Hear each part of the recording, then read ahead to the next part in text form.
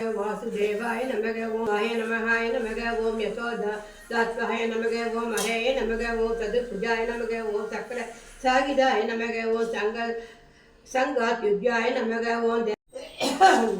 ओम यमुनानाभ वेगसं हरिणे नमः ओम फलप्रदाय नमः ओम पूजनादिद विद विग्राय नमः ओम सदकडासुड नमः ओम पंचनाहे नमः ओम नंदव्रजाय नमः ओम नंद ननांजुदे नमः ओम सच्चिदानंदाय नमः ओम विक्राय नमः ओम नवीन विलिप्तांगाय नमः ओम नवनीताय नमः ओम अनघाय नमः ओम नवनीताय नमः ओम मुकुंदाय प्रगकाय नमः ओम शेषाय नमः ओम त्रिलोक्याय नमः। भगवान सत्यनारायण सत्यनारायण लप्पा नारायण नारायण नारायण நாரதா கேள் ஏதேனும் ஒரு இடத்தில் சுற்றும் சூழ அந்தனருடன் சத்யநாராயண விரதத்தை செய்யலாம். பக்தியுடன் நைவேத்தியங்களை சமர்ப்பிக்க வேண்டும். வாழைப்பழம், கோதுமை மாவு அல்லது அரிசி மாவு அல்லது அரிசி மாவு, பால், நெய், சர்க்கரை, பட்சண வர்க்கங்கள் எல்லாம் நைவேத்தியம் செய்ய வேண்டும். அந்தனிடம் இந்த விரத மகிமையை கேட்டு தட்சிணை அளித்து எல்லோருக்கும் உணவு அளித்து விடு வீடு திரும்ப வேண்டும். இது கலியுகத்தில் கண்கூடாக பயனளிக்க வல்லதாம் என்று கூறினார். இரண்டாவது அத்தியாய சாரம். சூதகர் கூறுகிறார், அழகிய காசி நாட்டு ஏழை அந்தணன் ஒருவன் பசி தாகத்தால் அலைந்து கொண்டு இருந்தான். பகவான் அவனிடம் அன்பு கொண்டு ஒரு கிழவன் போய் என்று கேட்டார். பிக்ஷை பெறுவதற்கு என்று சொல்லி கிழவரை அதற்கு வழிகாட்ட வேண்டும் என்று வேண்டினான். அவரும் அவனை சத்யநாராயண விரதம் செய்யும்படி கூறி அந்த முறையையும் உபதேசி மறைந்தார்.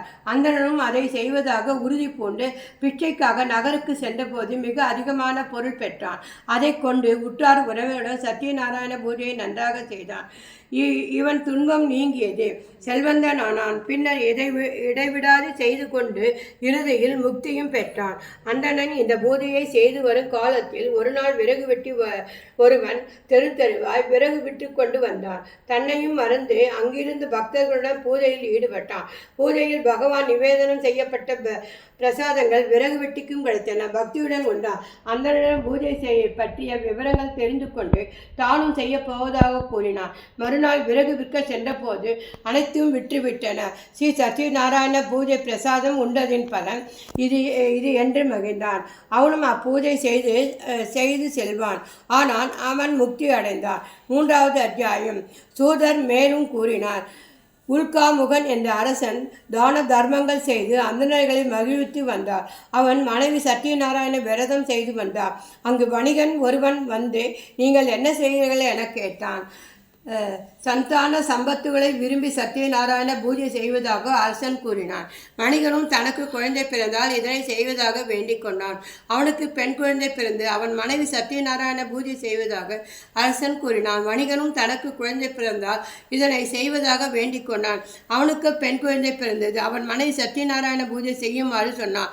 தங்கள் பெண்ணுக்கு திருமணமான பிறகு அதை செய்வதாக கூறினான். அவளுக்கு திருமணமும் ஆயிற்று. வணிகன் பூஜையை மறந்தே போனான். ஒருமுறை அவன் தன் மருமகனுடன் வாணிபத்தின் பொருட்டு ரத்னசார நகரம் சென்றான். பகவான் அவன் வேண்டுதலை நிறைவேற்றாததால் அவனுக்கு துன்பம் உண்டாகும்படி செய்தான். வணிகன் வியாபாரத்தை முடித்துக்கொண்டு அரசனை காண சென்று அங்கு தங்கினான். அன்று திருடன் ஒருவன் அரண்மனையில் திருடிய பொருட்கள் பின்னர் அங்கு கதை கேட்டும் பிரசாதத்தை உண்டும் மகிழ்ச்சியுடன் வீடு திரும்பி தன் தாயிடம் நடந்ததை தெரிவித்தான். அவளும் மனமகிழ்ச்சியுடன் தன் சக்திக்கு தகுந்தபடி சத்யநாராயண விரதத்தை நடத்தினான். பகவானும் அரசனது கனவில் தோன்றி வணிகனையும் அவன் மருமகனையும் விடுவிக்கும்படி கட்டளையிட்டார். நான்காம் அத்தியாய சாரம். வணிகன் பிராமணர்களுக்கு தட்சணை தானம் செய்துவிட்டு பின் ஓடத்தில் ஏறி தன் நகருக்கு சென்றான். சிறிது தொலைவு சென்றதும் சத்யநாராயணன் பிரம்மச்சாரி வடிவில் தோன்றி ஓடத்தில் இருப்பது என்ன என்று கேட்டார். அவனும் அதில் இருப்பது இலைகளும் கொடிகளுமே என்று கூறினான். அவ்வாறே ஆகுக என்று கூறி பகவான் சிறிது தள்ளி சென்று நின்றார். ஓடத்தில் கொடியும் இலைகளுமே இருப்பதை கண்டு வணிகன் வருந்தினான். அப்போது அவனது மருமகன், இது பிரம்மச்சாரியின் சாபத்தால் நேர்ந்தது, அவரிடமே அடைக்கலம் புகுவோம். பிரம்மச்சாரியை புகுவோம் சாபத்தால் நேர்ந்து அவரிடம் அடைக்கலம் புகுவோம் என்றான். வணிகன் பிரம்மச்சாரியை கண்டு வணங்கி மன்னிக்கும்படி வேண்டினான். பகவானும் கருணை கொண்டு அவனுக்கு அருள் புரிந்தான். பின்னர் அவன் நகருக்கு சென்றதும் தன் வீட்டுக்கு ஒரு தூதுவனை அனுப்பினான். அப்பொழுது அவன் மனைவியும் மகளும் சத்யநாராயண பூஜை செய்து கொண்டிருந்தார். அவர்களை வரவேற்கும் பரபரப்பில் மகள் பகவானின் பிரசாதத்தை உண்ண மறந்துவிட்டாள். அதனால் பகவான் மருமகனுடன் ஓடத்தை நீரில் மூழ்கும்படி செய்தார். அங்கு மருமகனை காணாமல் அனைவரும் வருந்தினர். மகள் தன் கணவனது பாத ரட்சையை எடுத்து வைத்துக்கொண்டு தானும் கணவன் போல் நீரில் மூழ்கிவிட ஆசைப்பட்டார். வணிகன் பூஜை செய்ய நேர்ந்து கொண்டான். அச்சமயம் இறைவன் அசரியாய் கூறுவார், வணிகனே, உன் மகள் பூஜையின் பிரசாதத்தை உண்ண மறந்துவிட்டாள். இது பெரும் அபச்சாரம். இவள் அதை உண்ட பின் தன் கணவனை காண்பாள் என்றார். அப்படியே அவள் வீட்டுக்கு சென்ற பிரசாதத்தை உண்டுவிட்டு திரும்பியதும் நீருக்கு மேல் வந்த ஓடத்தில் பணத்துடன் தன் கணவனை கண்டு மகிழ்ந்தாள். 5வது அத்தியாய சாரம். துங்கவதன் என்னும் அரசன் ஒருமுறை காட்டிற்கு சென்று பல துஷ்ட மிருகங்களை வேட்டையாடிவிட்டு ஒரு ஆலமரத்தின் அடியில் வந்து தங்கினான். அங்கு 1000 குல மக்கள் ஸ்ரீ சத்யநாராயண பூஜையை மிக்க பக்தி சிரத்தையுடன் செய்து பூஜை முடிந்ததும் முதலில் அரசனுக்கு பிரசாதத்தை தந்தனர். அரசன் அதை மதிக்கவில்லை, உதாசீனம் செய்தான். உடனே அவனுடைய 100 பிள்ளைகளும் உயிர்ந்தனர். அவனுடைய சொத்தும் அழிந்து போயிற்று. உடனே தான் செய்த தவற்றை உணர்ந்தான்.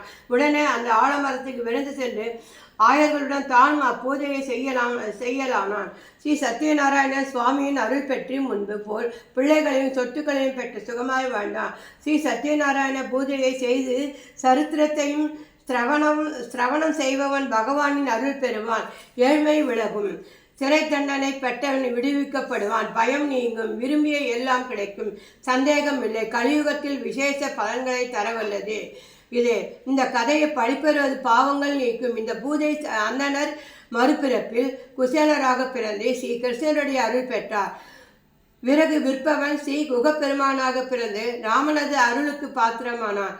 உல்காமுகன் தசரதனாக பிறந்து ஸ்ரீ ரங்கநாதரது திவ்ய கடாட்சம் பெற்று முக்தி அடைந்தான். வணிகன் மோரத்வஜனாக பிறந்து தன் உடலில் பற்றின்றி பிராமணனுக்கு தன் சதையும் மறுத்து தந்தை மோட்சம் அடைந்தான். துங்கவஜன் நான்முகனானான். இந்த 4 அத்தியாய கதைகளிலிருந்து ஒரு விசேஷமான உண்மை தெரியுது. அத்தியாயங்களில் தெரிவது என்னவென்றால், ஜாதி பேதம் இல்லாமல் யார் வேண்டுமானாலும் இந்த பூஜையை செய்யலாம் என்பதுதான்.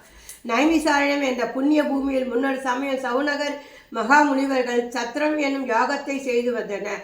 யாகத்தை கண்டு அதில் பங்கு கொண்டு மெய்யறிவு எய்த உலகின் பல இடங்களில் இருந்து முனிவர்கள் தங்கள் சீடர்களுடன் அரசர்கள், பொதுமக்கள், பக்தர்கள் முதலானோர் அங்கு வந்து கூடினார்கள்.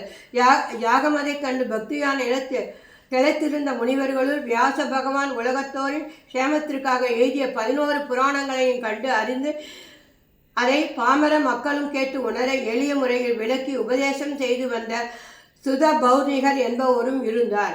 அவரின் அந்த அரும்பெரும் பணியை அந்த புண்ணிய பூமியில் கூடியிருந்த அனைவரும் அறிவர்.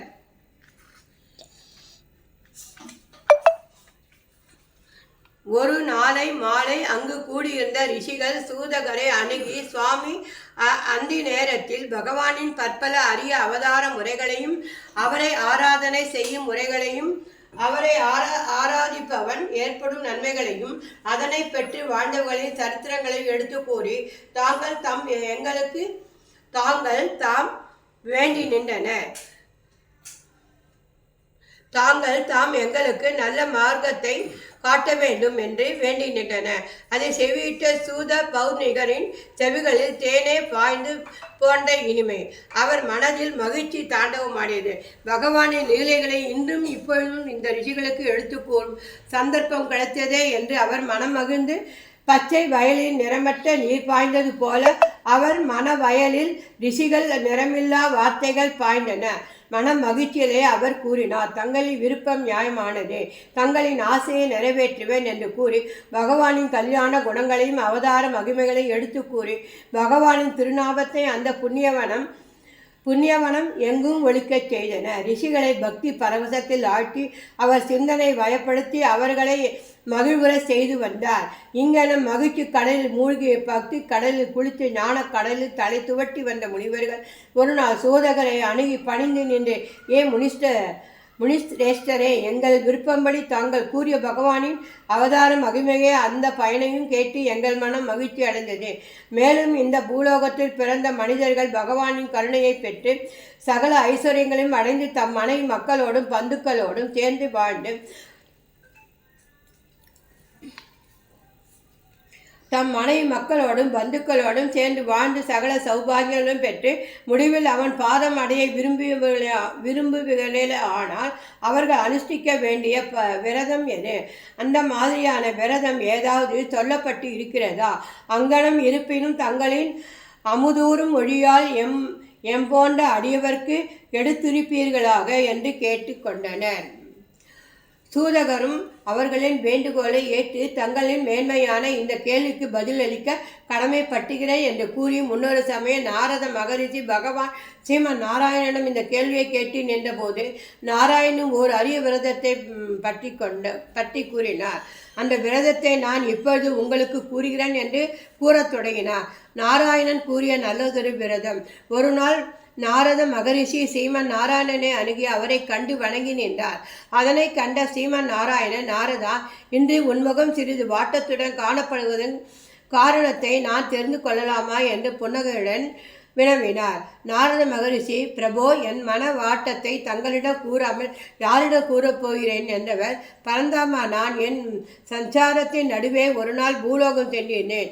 அங்கு நான் கண்ட காட்சிகளை என் மனதை வாட்டுகின்றன என்றவர் தாம் கண்ட நிகழ்ச்சியை கூறத் தொடங்கினார். ஹே நீலமேக வண்ணா, சதுர்புஜங்களிலும் சங்கு சக்கரம் கதாபத்மம் தரித்தவனே, மார்பில் வனமாலை தவழும் அழகா, ஹிருதயத்தில் லக்ஷ்மியை கொண்டவனே, அரே நாராயணா, பூலோகத்தில் மக்கள் தாங்கள் செய்த கர்மாக்களினால் பலவிதமான பிறவிகள் எடுத்து அதனால் எல்லையற்ற துன்பங்களை அனுபவித்து கண்டதும் என் மனம் வேதனை அடைந்து மக்கள் படும் அந்த துன்பங்களில் இருந்து அவர்களை விடுவித்து அவர்களை இன்புறுக்க வைக்க வேண்டும் என் மனம் வேண்டுகிறது. என்ன உபயத்தினால் அவர்களை பிறவித்து துன்பங்களை போக்கி இவர்களை இன்பமாக வாழ வைப்பது என்பது தெரியாமல் தங்களை நாடி வந்துள்ளேன். மூவலையும் காத்து ரட்சிப்பவனே, பக்த ரட்சனே, மக்கள் அதிக பிரியா ஆசையின்றி கடைபிடிக்கும் ஓர் உபாயத்தை தங்கள் எடுத்துரைக்க வேண்டும் என்று பக்தி சிரத்தையோடு வேண்டி நின்றார் சகல லோக சஞ்சரியான நாரத மகரிஷி.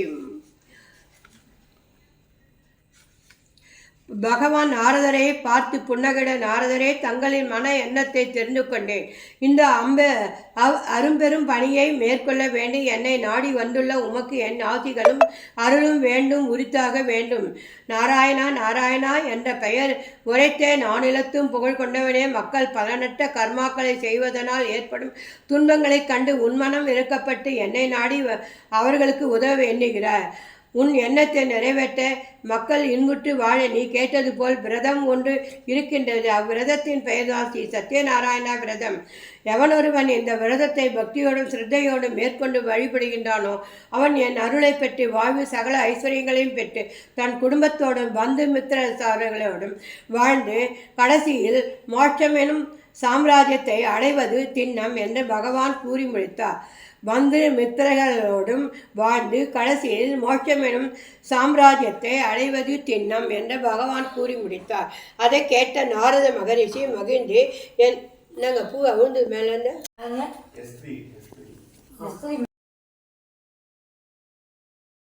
கேட்ட நாரத மகரிஷி மகிழ்ந்து, என் விண்ணப்பத்துக்கு விடையளித்த விண்ணின் நிறத்தலைவா, உங்களை வணங்குகின்றேன். தாங்கள் கூறிய தங்களின் சொல்லமிழ்தாய் வெளிப்பட சத்யநாராயண விரதத்தை எங்கனம் அனுஷ்டிக்க வேண்டும். இதற்கு முன் யாராவது கடைபிடித்துள்ளார்களா? இதனால் ஏற்பட்ட நன்மைகள் யாவை? இதனை தயவு செய்து தாங்கள் தெரிவிக்க வேண்டும். மகாவிஷ்ணு, ஓ நாரதா, சத்யநாராயண விரதத்தை அனுசரிப்பதன் மூலம் துன்பம் தீர்ந்து இன்பம் சந்தோஷமும் பெருகும். கணவன் மனைவியிடையே சந்தோஷமும் பெருகும். புத்திரபாகியம் அற்றவர்களுக்கு புத்திரபாகியம் உண்டாகும். மனைவி தீர்க்க சுமங்கலியாக இருப்பார். வியாபாரம் அபிவிருத்தி அடையும். கல்வியும் வளர்ச்சி அடையும். எனவே இவ்விரதத்தை ஒவ்வொருவரும் அனுஷ்டிக்க வேண்டும் என்று கூறி விரத முறையையும் எடுத்து எடுத்து கூறி பூஜை முடிந்ததும் பிரசாதங்கள் முக்கியமாய் பூஜை அனுஷ்டிப்பவர்கள் சாப்பிட்டு பூஜையை கண்ணுற்றவர்களுக்கும் கொடுக்க வேண்டும். பூஜையை கண்ணுற்றவர்களுக்கு அன்புடன் பிரசாதம் கொடுப்பதன் காரணம் பகவான் அங்கு உள்ளவர்களில் யாராவது ஒருவராக அவதரித்து இருப்பார். அந்த பிரசாதத்தை அருந்துவன் மூலம் பூஜை அனுஷ்டித்தவன் மிக்க புண்ணியம் பெற்றவன் ஆவான் என்பதை நாரதருக்கு எடுத்து கூறினார். பூஜையை முதலில் அனுஷ்டித்தது யார் என்பதை நாராயணன் நாரதருக்கு கூறியதையும் சூதகர் ரிஷிகளுக்கு கூறத் தொடங்கினார். கதைகள். வறுமையை விரட்டிய விரதம். தவறாமல் மழை பொய்ந்து செழித்து வளம் கொழிக்கும் காசி பட்டினத்தில் ஓர் ஏழை பிராமணன் வாழ்ந்து வந்தான். அவன் பல வீடுகளுக்கு சென்று யாசித்து பொருள் தேடி வந்தான். இருப்பினும் அவன் வயிறு நிறைய கூட பொருள் கிடைப்பதில்லை. இந்த நிலையில் அவன் வறுமையில் உழன்று வந்தான். அவனிடம் பொருள் சிறிது கூட இல்லை என்றாலும் பக்தி எனும் அரும்பெரும் பொருள் நிறைந்து இருக்கிறது. ஆயினும் அவன் உடைகள் அழுக்கேறி இருந்தது. அவன் உள்ளம் மட்டும் அவன் ஏழ்மையில் உழலுவதாக கண்ட சகல உலகையும் காத்து ரட்சிப்பவனான பகவான் ஸ்ரீமன் நாராயணன் மனம் இறங்கி அருள் புரிய வேண்டும் என்றெண்ணி ஒரு நாள் அந்தனர் வேடம் பூண்டு அந்த பிராமணனின் முன் வந்து நின்றார். என்றும் போல் அன்றும் வழக்கமாக பகவான் மனதில் தியானித்து விட்டு பொருள் யாசித்து கொண்டு இருந்தான். சிறிது நேரத்தில் அவன் களைப்படையவே களைப்பு தீர ஓர் மரத்தின் நேரில் போய் அமர்ந்தான். அங்கேதான் முதிய அந்தனர் வேடம் பூண்ட பகவான் அவன் முன் தோன்றினார். பசியாலும் வறுமையாலும் உடல் மெலிந்து காணப்பட்ட அந்த பிராமணன் நோக்கி, ஐயா, தங்களை பார்த்தால் மிகவும் வறுமையில் வாடுபவரை போல் தோன்றுகிறதே. தங்களின் கோலமே அதை எடுத்து காட்டுகின்றது. இருப்பினும் தாங்கள் இந்த நிலையிலும் இப்படி அலைந்து பொருள் தேடுவதை பார்த்தால் எனக்கு மிகவும் மனம் வேதனை அடைகிறது என்றார். அதற்கு அந்த ஏழை பிராமணன், ஐயா, என்னை பற்றி தாங்கள் கவலைப்படுகிறீர்கள். ஆனால் அந்த பரந்தாமனுக்கு என்னை தெரியவில்லையே. என்னவோ இப்படி பசியாலும் வறுமையாலும் நான் வாடுவதைக் கண்டும் அவன் மனம் இறங்காமல் அந்த பரந்தாமன் என்னை மட்டும் ஏனோ இப்படி வைத்திருக்கிறான். நான் என்ன பாவம் செய்தேனோ இப்படி அவதிப்படுகிறேன் பாருங்கள். என் உடல் எங்கனம் பாதிக்கப்பட்டுள்ளது என்பதை சிறிது தூரமே நான் நடந்தாலும் மிகவும் அதிக தூரம் நடந்து பிரயாணம் செய்தாலும் வராத களைப்பு எனக்கு ஏற்படுகிறது. ஐயா பெரியவரே, தங்களை காணும்போது என் மனம் சிறிது நிம்மதி அடைகிறது. அந்த அந்தனர் வண்ணன் நாராயணனே தங்கள் வடிவில் வந்தது போல் எனக்கு தோன்றுகிறது. ஆகவே தயவு செய்து நான் செய்த பாவங்கள் நீங்கி புண்ணியம் பெற்று நல்வாழ்வு வாழ ஏதாகிலும் ஓர் உபாயம் கூறுங்கள். அதன்படி என்னால் முடிந்தவரை நான் செய்கிறேன் என்று நான் தழுதழுக்க பேச முடியாத அந்த நிலையிலும் திக்கி திணறி பேசி முடித்தான். அந்த ஏழை பிராமணன் வந்திருப்பது பகவான் என்று அறியாமல் அவன் கூறியதை கேட்ட முதிய அந்தனர் வடிவில் அந்த பகவான் அவனை அன்பொழுக நோக்கினார்.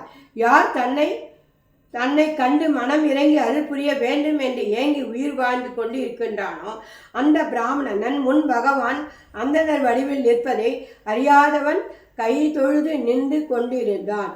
பின்பு பகவான் அவனை தன் இரு பூங்கரங்களாலும் தூக்கி நிறுத்தினார். ஐயா, தாங்கள் கேட்டபடி தாங்கள் செய்த கர்மாக்களில் இருந்து விடுபட்டு இன்று இன்புற்று சகல சௌபாகியங்களையும் பெற ஒரு உபாயம் சொல்கிறேன். ஸ்ரீமன் நாராயணனுக்கு சத்யநாராயணன் என்ற பெயரில் ஒரு விரதம் உண்டு. அந்த விரதத்தை நீ முறையோடும் பக்தியோடும் அனுஷ்டிப்பையானால் உன் துன்பங்கள் அனைத்தையும் நீங்கி அதிக பொருள் பெற்று மனைவியோடும் உன் பந்தை மித்திரங்களோடும் இன்புற்று வாழ்வாய் என்று கூறினான். அதை கேட்டு மகிழ்ச்சி அடைந்தவனான அந்த பிராமணன் அந்தணரை நோக்கி, பெரியவரே, தங்களின் இந்த வார்த்தையை கேட்டு நான் மிகவும் மகிழ்ச்சி அடைகிறேன். தாங்கள் கூறியபடி அந்த வார்த்தையை அனுஷ்டிக்கிறேன். அதற்கான வழிமுறைகளை தயவு செய்து எனக்கு சொல்லி அருள வேண்டும் என்றார். அதன்படி பகவானும் அந்தணர் வடிவிலேயே சத்யநாராயண விரதம் மேற்கொள்ளும் முறையை விவரமாக எடுத்து கூறி சென்று மறைந்தார். அன்று இரவு முழுவதும் அந்த பிராமணன் உறங்கவே இல்லை. மறுநாள் அவன் தொடங்கவிருந்த விரதத்தை பற்றியே நினைத்து நினைத்து அந்த பெரியவருக்கு நன்றி கூறிக்கொண்டே இருந்தான். நாளைக்கு எங்கனம் பொருள் தேடுவது, எப்படி நாம் அந்த பெரியவர் கூறியபடி பகவானுக்கு பலகாரங்கள் செய்து வைத்து நைவேத்தியம் செய்வது என்று எண்ணி மனம் குழம்பியவனுக்கு நினைவுக்கு வந்தவை பகவான் கூறிய அந்த வார்த்தைகளே. தன்னை பூஜிப்பவர்கள் தனக்கு பலகாரங்கள் வைத்து மற்ற இனிப்பு பண்டங்கள் வைத்து மேல வாத்தியம் வைத்தும் மிக ஆடம்பரமாக பூஜை செய்ய வேண்டும் என்பதில் இல்லை. முடிந்தால் வெற்றிலை பாக்கும் புஷ்பமும் பழமும் வைத்து பூஜை செய்யலாம். அதுவும் முடியாதவர்கள் என் நாமம் உச்சரித்து தூய நீரை படைத்தாலும் போதும், அவர்களின் பூஜையை நான் மிகவும் அன்புடன் ஏற்றுக்கொள்வேன் என்ற வார்த்தைகளே அவன் காலில் ஒலித்தன. ஆதவன் உதயத்தால் அந்நகரம் விழித்ததும் அவனும் விழித்தான். வழக்கம் போல் அந்த பிராமணன் பகவானை மனதில் தியானித்து பொருள் யாசித்து வரச் சென்றான். ஆனால் அன்று அவன் உள்ளத்தில் ஒரு புது தெம்பு இருந்தது. அன்று ஏனோ அவனை போ என்று விரட்டியவர்கள் கூட பொருள் கொடுத்து உதவினர். அன்று அவனுக்கு அதிகமான பொருள் கிடைத்தது. தன் இல்லம் திரும்புகையில் அவன் கிடைத்த பொருள் கொண்டு அன்று அவன் செய்ய இருந்த சத்யநாராயண பூஜை தேவையான பொருட்களை வாங்கி வந்தான். வீட்டுக்கு வந்ததும் தன் பந்துக்களையும் அழைத்து குளித்து முடித்து வாங்கி வந்த பொருட்களையும் வைத்து மிகவும் பக்தியோடும் சிரத்தையோடும் சத்யநாராயண விரதத்தை தொடங்கினான். பின்பு பூஜை முடிந்ததும் பகவானுக்கு நைவேத்தியம் செய்த பலகாரங்களையும் பிரசாதத்தையும் அனைவருக்கும் கொடுத்து தானும் புசித்து மகிழ்ந்தான்.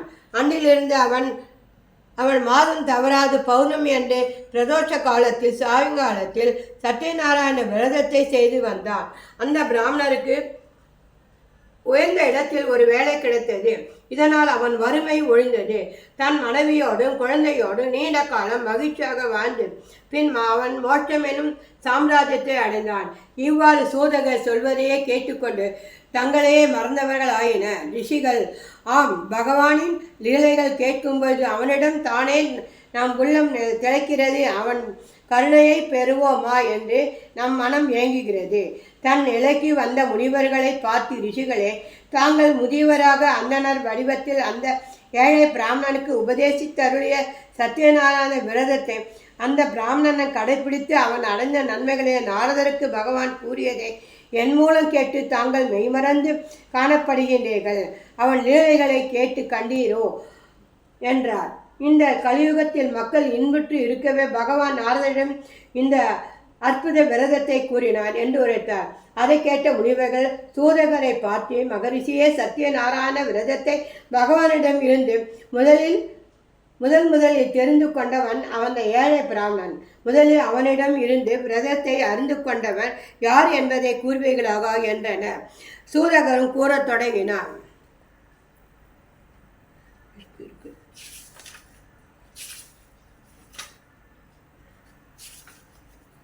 வேண்டாமா, விட்டுள்ளமா?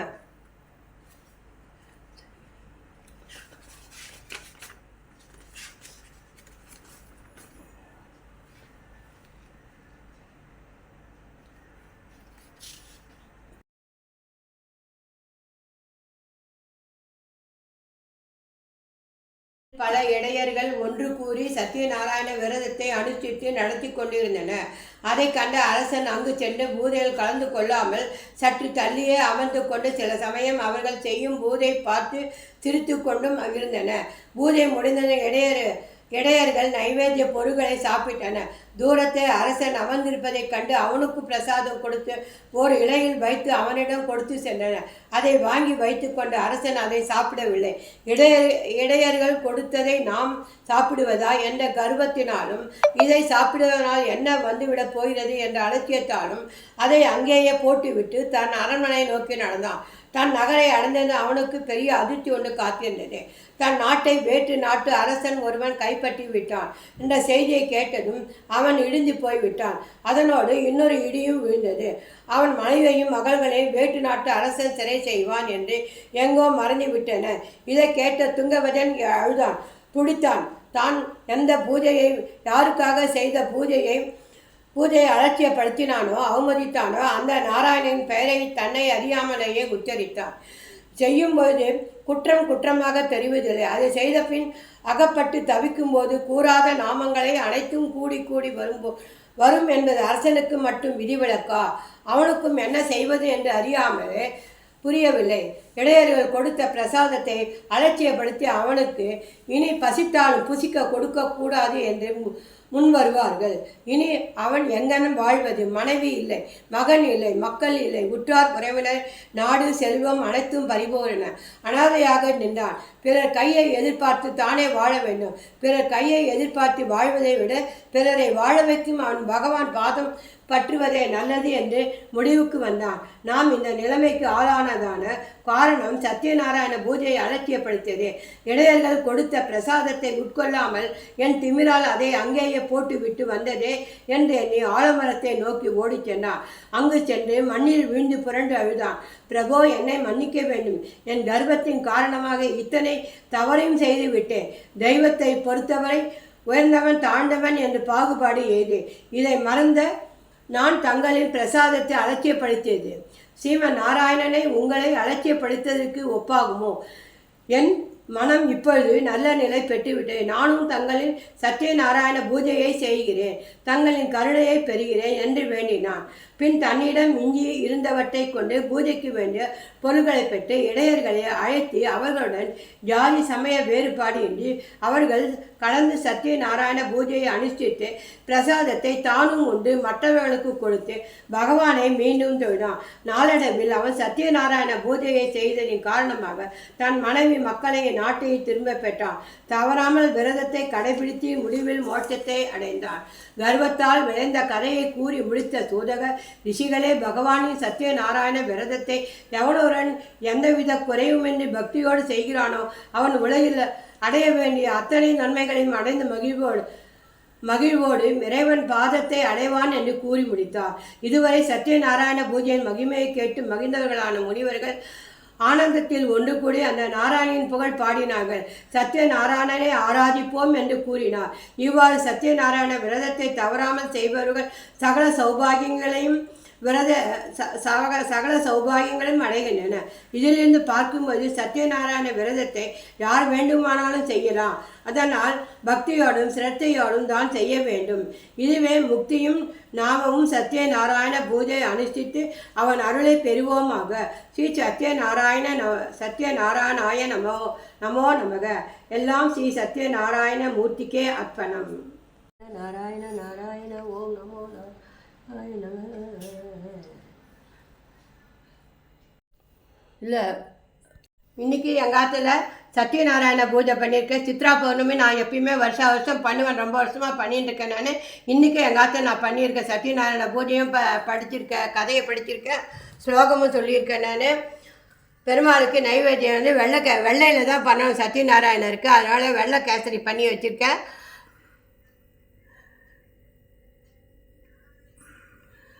பெருமாளுக்கு தேங்காய் உடைச்சி பெருமாளுக்கு நெய்வேத்தியம் வச்சுருக்கேன்.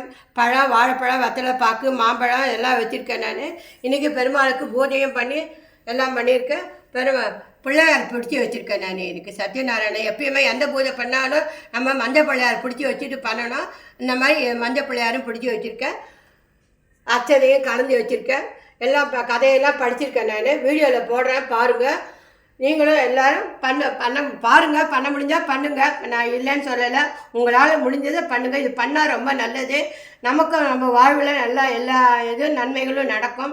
நீங்களும் பண்ணி பாருங்கள். மகேஸ்வர கருணாகர தேவேதா உரகரக அஸ்தோத்த சதம் லட்சா ஜோதி விஸ்வாம் ஜதரக தேவி சாது மகாபாகே மகாபாகிய பிரதாயகம் சர்வை சரகரமுன்யம் சர்வாக பிரணாசனம் சர்வதாரித்தம்னா சரமுச்சிதம் ராஜவச்ச கரந்திரியம் குஜாத்வியதம்பர துர்லபம் சர்வதேவானாம் சரஸ்வதி கலாசுதம் பத்மாதீனாம் வராதான